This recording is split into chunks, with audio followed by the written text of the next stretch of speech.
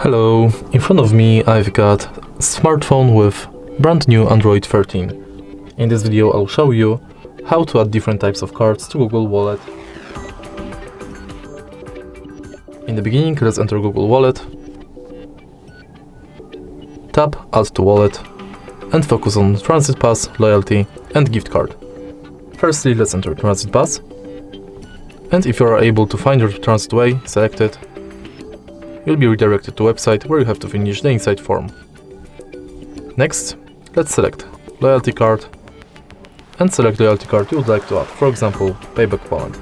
You can scan your card or enter member ID manually, then simply tap Add to Wallet. Let's go back, and in the end let's select Gift Card, which is pretty similar to Loyalty Card because you have to select a shop, enter card number, PIN, balance, your notes, and then tap Add to Wallet. All of your cards will appear right here. If you find this video helpful, please leave a like, comment and subscribe.